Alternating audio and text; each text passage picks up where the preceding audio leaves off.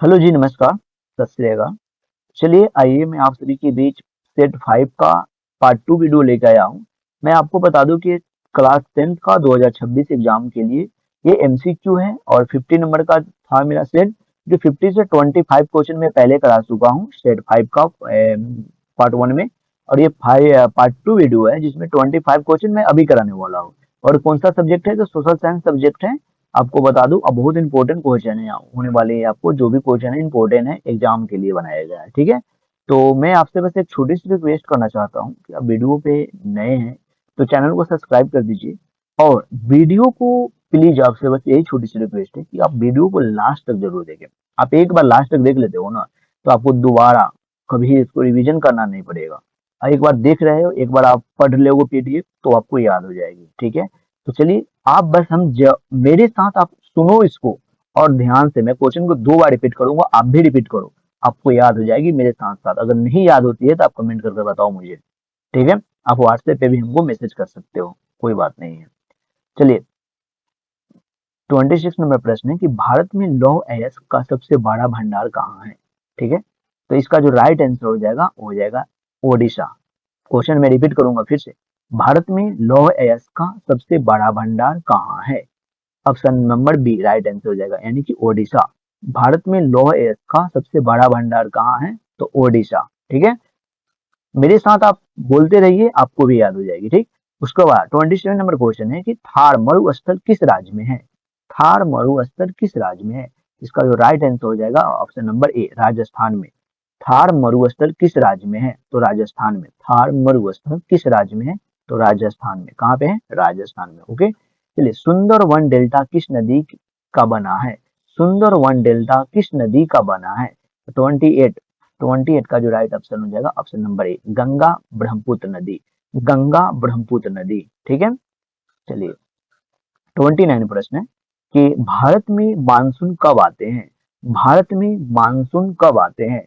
29, भारत में मानसून कब आते हैं? इसका जो ऑप्शन नंबर हो जाएगा ना, ऑप्शन नंबर 29 का ऑप्शन नंबर बी जून में आते हैं, ओके।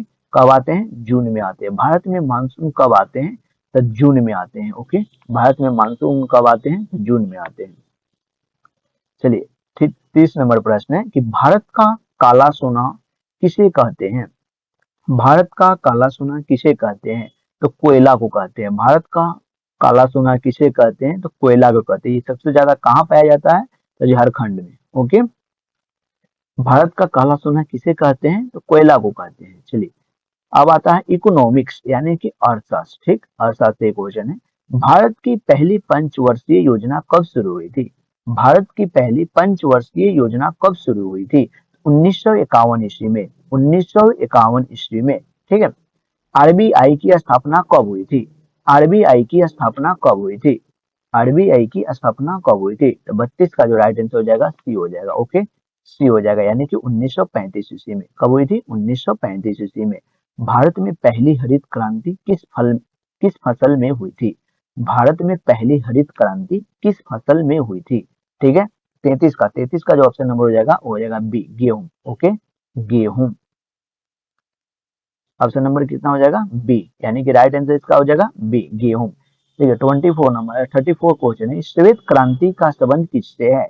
श्वेत क्रांति का संबंध किससे है? तो राइट आंसर दूध। किससे है? तो दूध से है, ठीक है। श्वेत क्रांति का संबंध किससे है? तो दूध से है, ओके। श्वेत क्रांति का संबंध दूध से है। भारत में गरीबी रेखा किस पर आधारित है? भारत में गरीबी रेखा किस पर आधारित है? ठीक। तो इसका जो सॉरी 35 का जो राइट आंसर हो जाएगा सी पोषण स्तर पर। पोषण स्तर पर। पोषण स्तर पर भारत में गरीबी रेखा किस पर आधारित है? तो पोषण स्तर पर, ठीक है। चलिए, 36 है, मुद्रा योजना का संबंध किससे है? मुद्रा योजना का संबंध किससे है? ठीक है। तो इसका जो राइट आंसर होगा छोटे उद्योग से। इसका राइट आंसर क्या हो जाएगा? छोटे उद्योग से। मुद्रा योजना का संबंध किससे है? तो छोटे उद्योग से। छोटे उद्योग से। 37 नंबर प्रश्न है कि भारत में बेरोजगारी की सबसे बड़ी समस्या किस क्षेत्र में है? भारत में बेरोजगारी की सबसे बड़ी समस्या किस क्षेत्र में है? इसका जो 37 का जो राइट आंसर हो जाएगा बी कृषि क्षेत्र से। किस क्षेत्र में है? तो कृषि क्षेत्र में है। भारत में बेरोजगारी की सबसे बड़ी समस्या किस क्षेत्र में है? तो कृषि क्षेत्र में है, ठीक है। 38 है कि भारत में नाबार्ड किससे संबंधित है?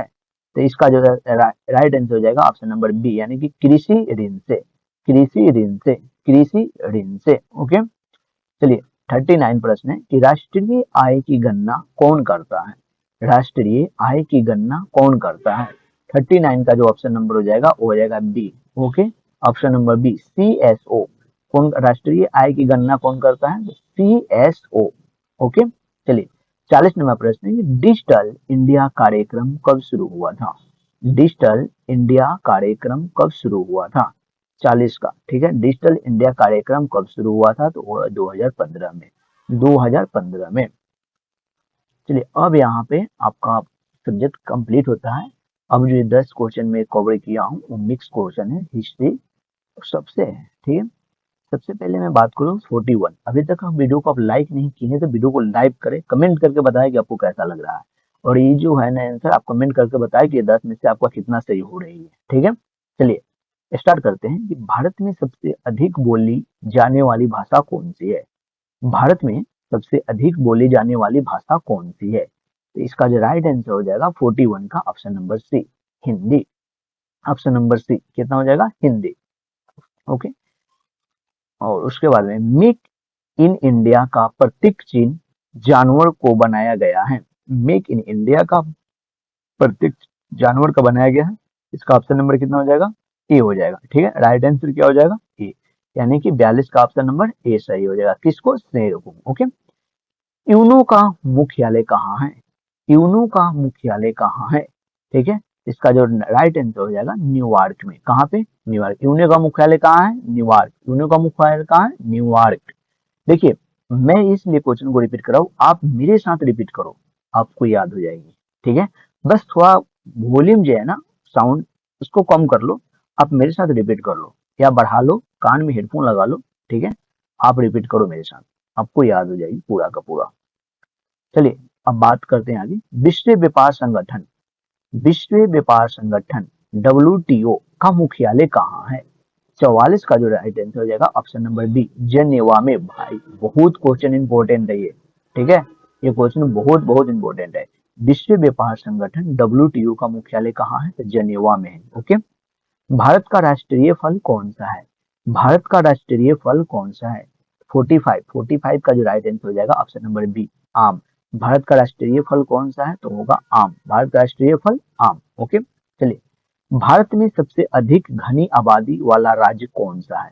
भारत में सबसे अधिक घनी आबादी वाला राज्य कौन सा है? 46 का जो राइट आंसर हो जाएगा ना, हो जाएगा ऑप्शन नंबर ए, बिहार।